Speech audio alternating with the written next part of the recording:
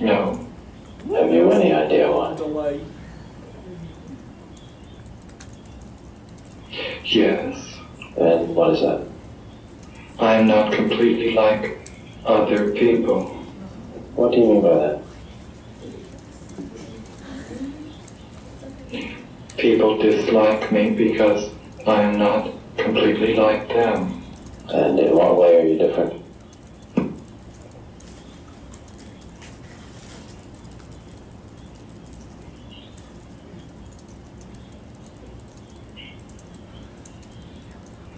I am trying to do with my life something which few people try to do. And this influences my thinking and consequently my actions. What is it you're trying to do with your life? Play the piano for people. I'm not clear. How is it that playing the piano for people has eventually resulted in your being here in the hospital?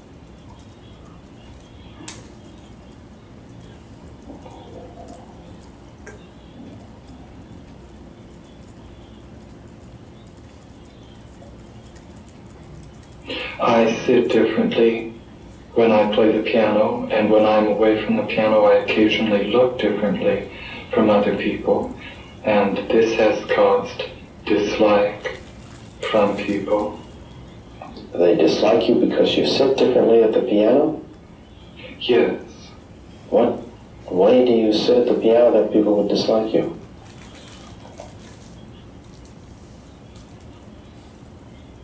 I cannot describe an illustration of how I sit.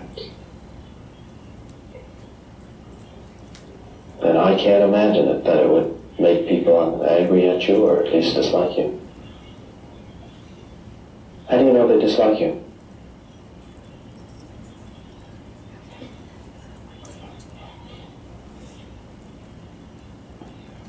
My father does, and doctors do, because of the way I appear in relationship to the way I sit at the piano and occasionally stand when I'm away from the piano because of the way I sit at the piano. How do you stand when you're away from the piano that they dislike you?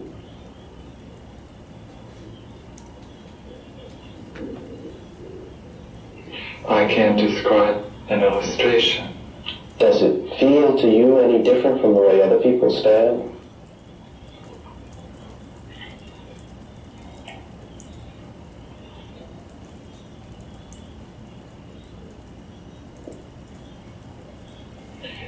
Yes, it feels different. In what way?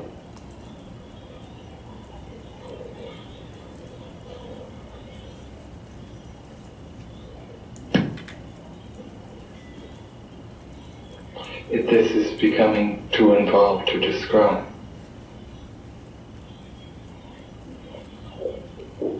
Would I be right in assuming then that you don't feel that you belong in the hospital, but that other people did feel that? As soon as I express the belief that I do not belong in this hospital, which is a mental hospital, then those who dislike me want to find a worse place for me.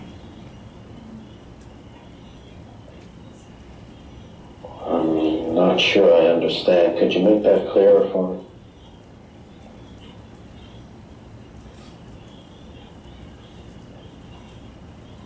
No.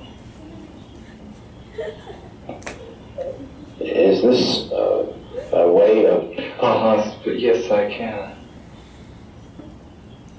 As soon as I express the belief that I do not belong in this mental hospital, then those who dislike me want to find a hospital where the living conditions are not as good as this.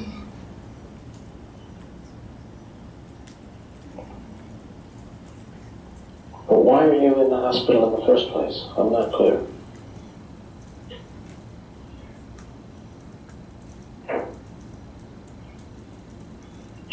Because I'm working to do something which in my life, which most people do not do. This influences my thinking and occasionally my actions, and a psychiatrist has noticed this. What has he noticed? Likes the actions and the thinking, and has decided that I should be here to change them. What actions?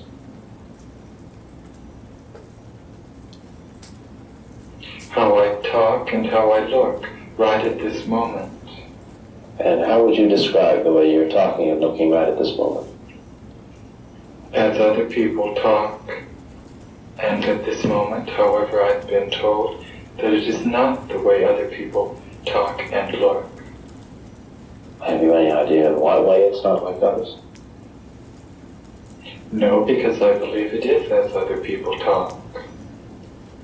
So then, from your point of view, not from other people's point of view, from your point of view, you look, you talk, you think, you behave as other people do. You're very interested in learning to play the piano. You sit at the piano a little differently from the way someone else might, and you stand somewhat differently. Occasionally I stand differently. Now that, in itself, doesn't seem on the surface to be sufficient reason for being in a hospital. So what other reasons have been given to you, or what other reasons do you understand are the causes of your being here?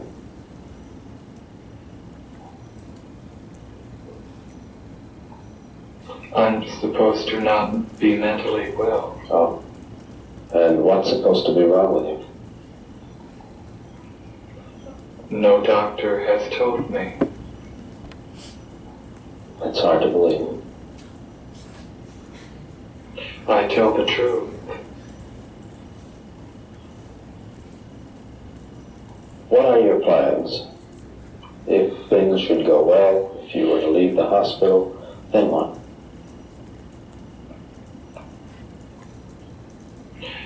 I need financial help from my father to prepare me for obtaining a job as a piano instructor at a university where I will be able to teach people how to play the piano and also play the piano for people. Have you had the training yet to permit you to be an instructor? No, I have not. Have you tried? I don't understand what you mean by Have you tried to get the instruction? Yes, I have tried. What's happened?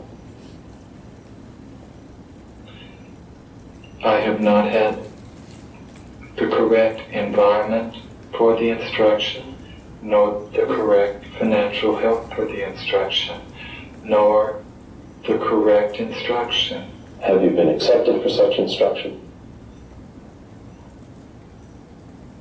By some teachers, yes. And by others, no? Yes. Again, it has been about half and half. Have you started any such instruction with those who did approve of it?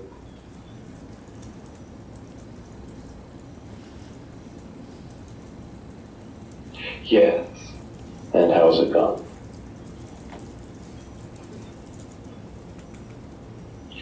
With some it has gone well, with some it has not gone well. That is a strange dude. Okay. Who do you think it's like? I tell you, it still strikes me the same way. Who is that like? I think I can tell you the movie it comes out of. Well, now that's good. So you're looking at Hannibal Lecter. Okay, that's not who I was thinking of, but that's interesting. Who? Kevin Spacey. Kevin Spacey, thank you. He's not exactly Kevin Spacey's face, but not bad. But his voice, the way he comes at you, and I'll tell you what movie it looks like. Have y'all seen the movie Seven with Brad Pitt? Yes. It's a horrible movie. If you don't like bad, do not watch that movie. But that's about the 7 deadly sins, and Kevin Spacey, he's got to be a psychotic individual. And he sits there and he goes, have you talked to your lovely wife today? And it's like, just crazy, just like that. Okay, thank you. But you see this person, very few body movements, his thinking is really not right. I don't know if he plays piano or not, but it may be a delusion that he can even do that, so I don't know that from his background. But very little body movement, I mean very little at all. And his voice intonation is it doesn't really do anything for you. It's almost kind of lulls you in. Very odd behavior and very slow thinking. I mean, he does not interact with you in a quick way. I thought you were just doing that for drama. You know, you almost wonder about it. It's hard to say. Okay, now here's being a schizophrenic. This is like 4 minutes. It's not that bad. So take a look at this. The life of Scary. Let's suppose that you're writing a really important email to a colleague. How about we skip you? Okay, listen carefully. You are about to experience a brief simulation of a psychotic episode in a patient with schizophrenia. Schizophrenia can provide powerful experiences, especially for those undiagnosed or not being treated effectively enough. The symptoms you will experience represent a compilation of a range of sensory occurrences, as reported by actual patients. These occurrences include sights, sounds, as well as wind and even scents. If you have any discomfort during the experience, please signal a facilitator.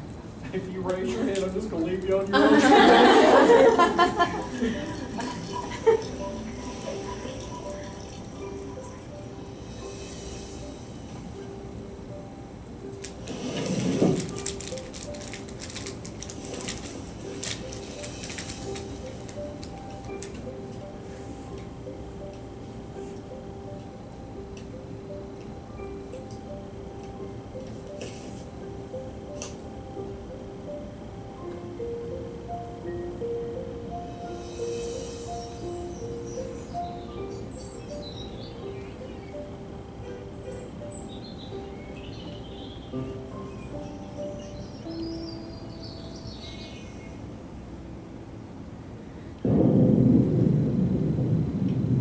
Worthless. He's waking up now. Oh, the phone woke him up. Don't answer. They'll know who you are. You're a waste of Why are you space. so stupid? Waste of our time. Stupid. So stupid. Worthless. We hate you. He's gonna pick up the phone. They'll know if you lie. Rain! It's Something rain! wrong. Weather. Not here. Pizza. Poison. Coming for you. Pizza. He's hanging up. Do you hear me? Don't eat. Out to get you. Poison. They know about you. Poison. When an armed gunman entered a convenience store on 14th Street. The suspects were described as medium in stature with a slightly youthful demeanor. Anyone with information about this incident is urged to contact They know. They know about you. And in other news, officials have closed the northbound... Time for meds. Don't do that. ...to a water main. Prepared crews are on the scene. Now here's a story out of Chicago from last night. Two men posing as maintenance workers nearly made it out of a quick bite convenience store with the store's ATM machine. Make a The list. suspects Make a pulled up longer van, list. entered the store, asked the You customer are not to use the ungrateful. machine because You're a there were waste of problems. space. They A told waste the of our clerk that they were time. going to take the machine back to the Getting shop. coffee now. Don't drink it. Sensing something Stupid. So suspicious, the stupid. clerk That smells called awful. the Don't drink that coffee. When the clerk told the man he had called police, the pair took off and left the machine. Why are you so worthless? So Scott, tell us how this weekend's weather is. Weather. Something wrong. You know what, Chuck? There's just no stopping the weekend weather. You hear that, worthless? Weather's coming to get you. Something wrong. Weather. Hey, what are you going to do about it, huh? Something wrong. You have to stop it. You're just going to sit around, your stupid mouth open and do nothing? You have to stop it. It's the weather. It's here for Now us. he has to answer the door. It's here for us. Do something. Stay in. Stay away from the No, door. stop the weather. Protect us. You didn't order anything. No, don't answer. You're stupid to open that door. He has to open the door now. Here you go. Don't do it. Be in trouble. Poison. This is for you. This is for you. He's working with them. He's part of the plot. This is for you. Shut the door. Shut it. Don't eat it. poison. You're stupid, open. I hate you. We Here are hate some you. items on today's activities calendar. And you need some activities, especially when you're lazy and you sleep too much. Stop staring at me. I know what you're thinking. He knows. You can stop. They're coming for you. You know that. Part of the plot. Use your mind. It's because you're so ungrateful. Don't eat it. Poison. No, don't open He it. has to open the box. This is entirely your fault. Don't eat it. Don't eat it. Poison. Poison. They're here, and it's all your fault. Oh! No. They know it's you. You're in Don't control. open the You door. hear that? No, don't open it. Don't open it. They're here, and it's all your fault. You did it. You should have used your mind to stop it. Stop it. You have to take control. Stop the door. Hey, you all right in here? I called you. Why didn't you answer? I was like screaming, "It's Lorraine! It's Lorraine!" into the phone at the top of my lungs. What were you watching? Do you even remember? Did the pizza Oh! What happened here? Forget to take your medicine this morning. Wow. You know it's not good to miss a dose. Well, it's not too late to take it now. Let's get back on track. And why are you standing here in the dark? It's a beautiful day outside. Let some sunlight in. You need to get outside and enjoy it.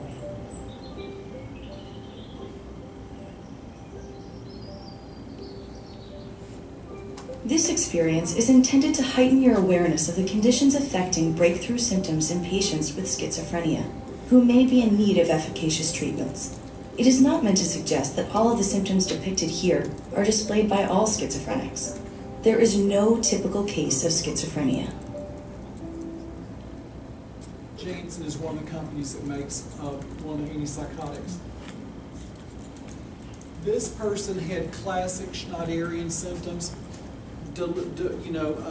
auditory hallucinations and delusions of paranoia, because he was like, everybody's coming to get him. And he had a lot of these things. He had like the TV was talking to him, and there's all these voices around that are commenting in contrast to each other. And it's kind of an odd experience to be hearing all that stuff all day long. They finally, when whoever this woman is got in, then she kind of got him to kind of connect back into the word, because he drew the curtains and kind of went in there. The TV was talking to him. It's all your fault, the storm, it's just crazy. Yeah. Do they mostly hear things, or are they also seeing? There can be auditory visual hallucinations. They can see things moving around. I'm not sure. I don't think they had any visual hallucinations there. It's kind of hard to say if it was. You'd had to have had another person talk about not seeing something to actually kind of film it like that. But no, they can see all that long list of hallucinations, all that long list of delusions. They can have any of those things. It can be almost anything. And a lot of times delusions and schizophrenics, as they get deeper into their disease, some of them become fixed, and they will know they have that delusion because they've had enough therapy to be aware, but they can't change it because it's just they say, well, I believe this, I know that's not real, but it's there. So they become aware that they have it's called a fixed delusion, that they might even be able to talk around, but I strongly don't believe. Okay. Okay. Let's look at a few other things here. Treatment, Dr. Latas is going to cover that in a lot more detail, but the drugs that are used are called antipsychotics, also called neuroleptics. Target symptoms for therapy, there's a lot of things you can target that people have that the drug therapy actually will benefit. Hostility, agitation, anxiety, insomnia, suspiciousness, social withdrawal, loose associations, inappropriate affect, that's like inappropriate affect, delusions, hallucinations, mutism, and preoccupations. Now there's some symptoms that may persist even with drug therapy, so you cannot completely fix everything with a schizophrenic patient, but impaired judgment and insight, inappropriate affect, fixed delusions and hallucinations you may not be able to fix. So, but the more you treat them, they can become aware that those things are part of their disease. What predicts improved prognosis? Rapid onset of the active psychotic symptoms, that's a better prognosis. Age of onset after 30, especially in women. Good pre-morbid functioning. If they were functioning well before it happened and it's later in life, they have a better chance to come back. Marked confusion of emotional features. A probable precipitating stress to the acute psychosis and no evidence of CNS abnormalities and no family history. If you have that type of presentation, you may have a better chance to do well. Now, poor predictors, onset at an early age, no precipitating event, poor pre-morbid social functioning, occupational and social functioning, negative symptoms, family history, which means genetically you're probably programmed, no remissions in 3 years, poor support system, drug use, dysfunctional family setting. And very often the schizophrenic family setting is dysfunctional, and there's a lot of research about that being part of the environmental backdrop to a genetically predisposed person, to become schizophrenic. Let's look at other psychotic disorders. There's a few, and now that we have schizophrenia down so well, these are all kind of offshoots of that, and they play off of it. Okay, the first on the continuum of psychotic things is brief psychotic disorder. Here's what they have to have. One or more of the following symptoms. Now see, schizophrenia is 2 or more, and they have certain ones that are supposed to be present.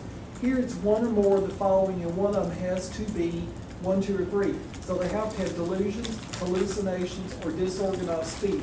If they just have grossly disorganized or catatonic behavior, you can't make the diagnosis. It has to be one of those 3, and that can be enough, or there could be more, but that has to be one of them. They're present for at least 1 day, but less than 1 month. So the duration is important. So it happens fast, doesn't last for long.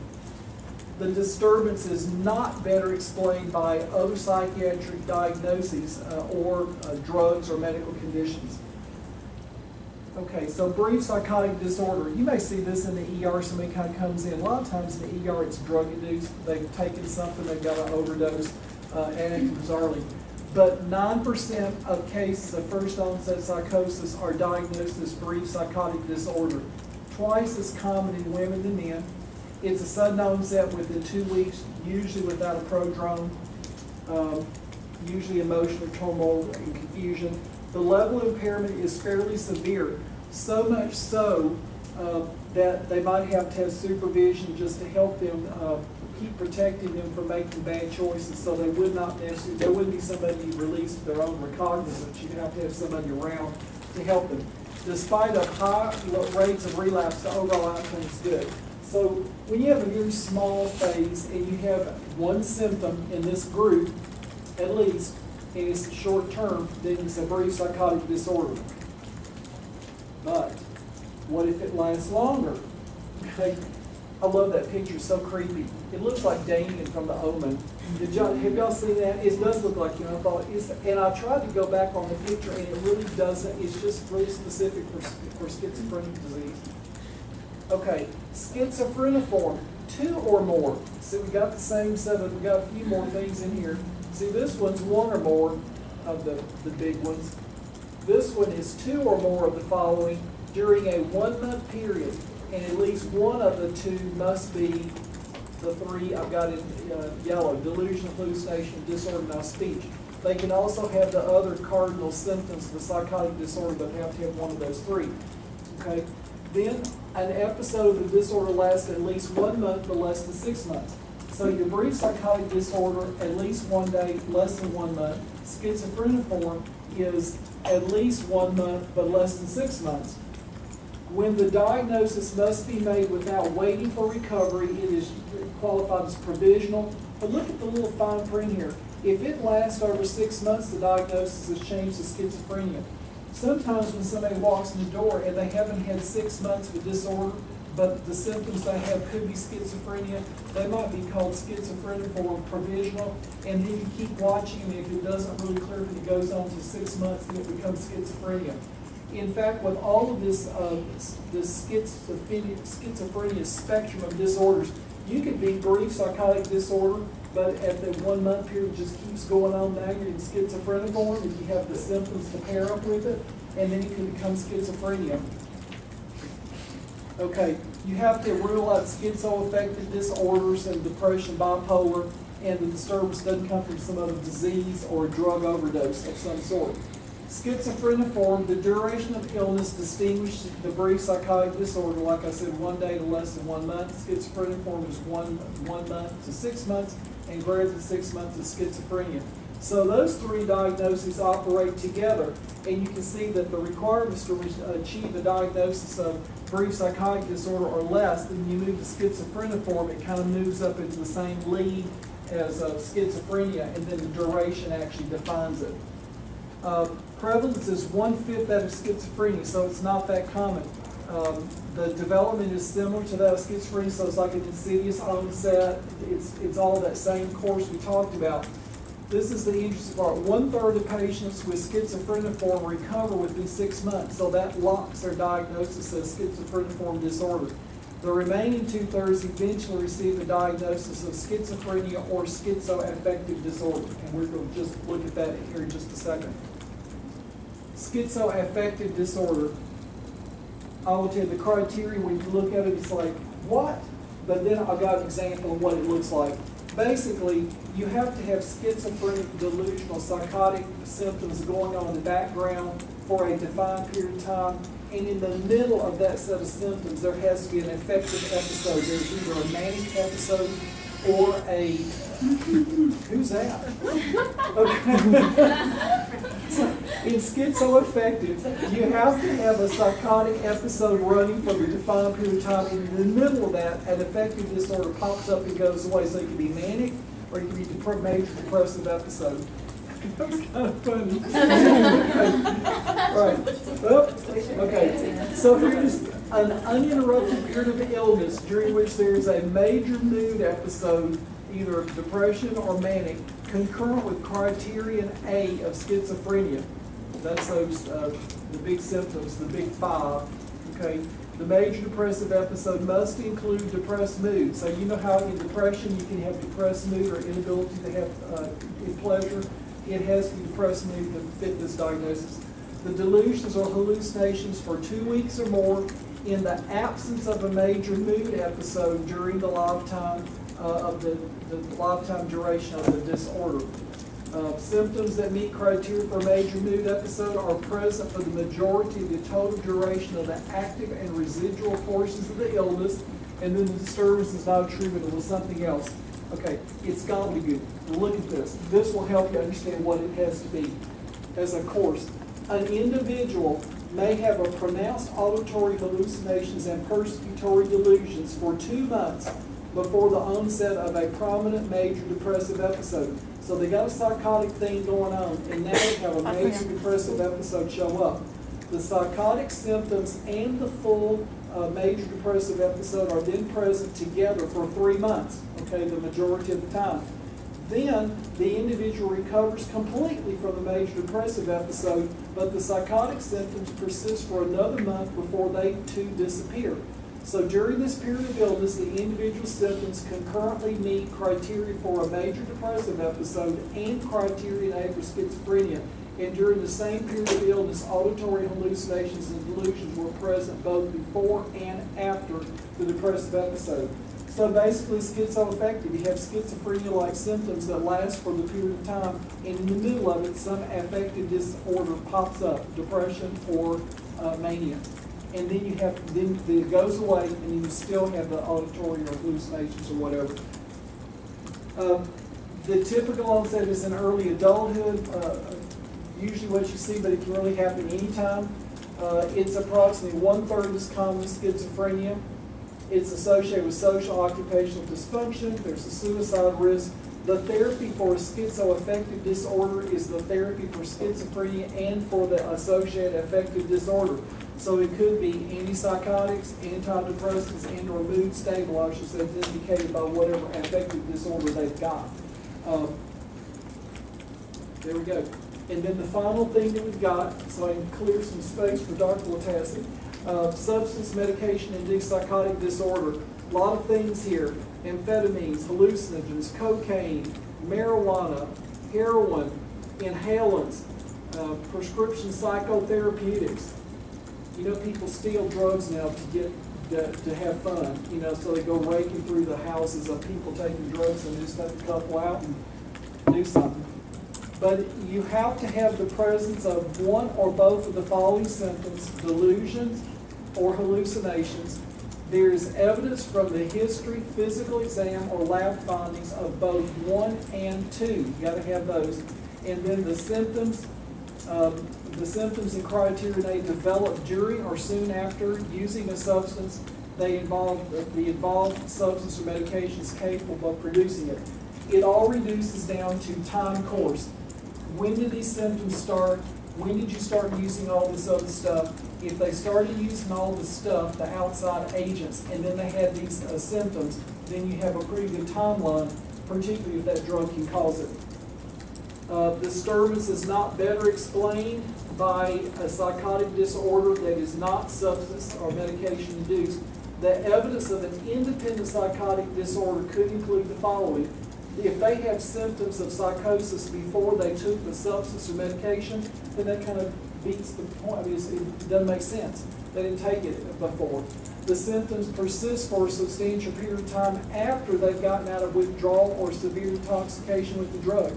There's a timeline for those things. If a person's hallucinations and delusions just keep on going way beyond the time they usually end. So sometimes you have to wait until the whole thing's played out before you can actually call it, call the ball game.